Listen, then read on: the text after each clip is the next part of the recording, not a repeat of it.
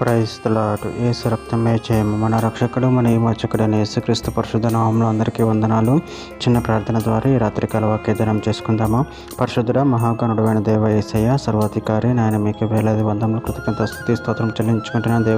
దేవ రాత్రికాల సమయంలో ప్రభు వాక్య భాగం ధ్యానిస్తుండగా వాక్య భాగం మాకు అర్థమైనట్లు సహాయం చేసి మీ కృపలో బలపరిచి మీకు మాదిరిగా మమ్మల్ని నడిపించమని ఈ చిన్న ప్రార్థన యేసుక్రీస్తు అతి పరిశుద్ధ నామములో అడిగి వేడుకుంటున్నాను తండ్రి. ఆమేన్ ఆమేన్. యోహాను సువార్త 12వ అధ్యాయం 24వ వచనము. గోధుమ గింజ భూమిలో పడి చావకుండిన ఎడల అది ఒంటిగానే ఉండును, అది చచ్చిన ఎడల విస్తారముగా ఫలించును. ఆమె దేవుడి వాక్య భాగం దీవించును గాక. ప్రభునందు ప్రియులారా, మనం ఇక్కడ వాక్య భాగంలో గమనించినట్లయితే గోధుమ గింజ భూమిలో పడి చావకుండి నీడల అది ఒంటిగానే ఉండును, అది చచ్చి నీడల విస్తారంగా ఫలించును. అదేవిధంగా వాక్య భాగంలో గమనించినట్లయితే కొరింథీయులకు రాసిన మొదటి పత్రిక 15వ అధ్యాయం 36 నుంచి 38 వచనాలలో, ఓ అవివేకి, నువ్వు విత్తినది చచ్చితేనే కానీ బ్రతికింపబడదు కదా. నువ్వు విత్తు దానిని చూడగా అది గోధుమ గింజ అయినను సరే, మరి ఏ గింజ అయినను సరే, ఒట్టి గింజనే విత్తుచున్నావు కానీ పుట్టబో శరీరం విత్తటలేదు. అయితే దేవుడే తన చిత్త ప్రకారం నువ్వు విత్తిన దానికి శరీరం ఇచ్చును, మరియు ప్రతి విత్తనమునకు దాని శరీరం ఇచ్చుచున్నాడు. మాంసమంతయు ఒక విధమైనది కాదు. హెబ్రీయులకు రాసిన పత్రిక 2వ అధ్యాయం 9వ వచనంలో, దేవుని కృప వలన ఆయన ప్రతి మనిషిని కొరకు మరణము అనుభవించినట్లు దూతల కంటే కొంచెం తక్కువడిగా చేయబడిన యేసు మరణము పొందినందున మహిమా ప్రభావములతో కిరీటము ధరించిన వానిగా ఆయనను చూచుచున్నాము.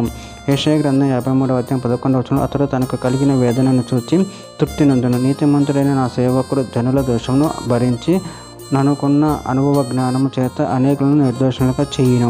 యోహాను సువార్త 15వ అధ్యాయం 5వ వచనంలో, ద్రాక్షవల్లి నేను తీగల మీరు, ఎవడు నా యందు నిలిచి ఉండును, నేను ఎవని యందు నిలిచి ఉండునో వాడు బహుగా ఫలించును. నాకు వేరుగా ఉండి మీరేమీ చేయలేరు.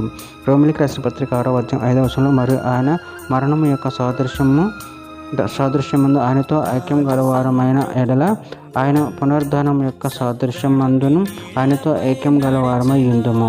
చివరిగా ఒక మాట, ప్రకటన గ్రంథం 7వ అధ్యాయం 17వ వచనం, ఏలియనగా సింహాసన మధ్యమందు గొర్రెపిల్ల వారికి కాపరై జీవజలముల బుగ్గల ఎద్దుకు వారిని నడిపించును. దేవుడే వారి కనుల నుండి ప్రతి బాష్ప బిందును తుడిచివేయును. ఆమెన్.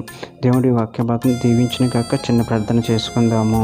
పరిశుద్ధుడ ప్రేమగల దేవేసే, మీరు ఇచ్చిన వాక్యదానాన్ని బట్టి ప్రభావం కృతజ్ఞత చెల్లించుకుంటున్నాను.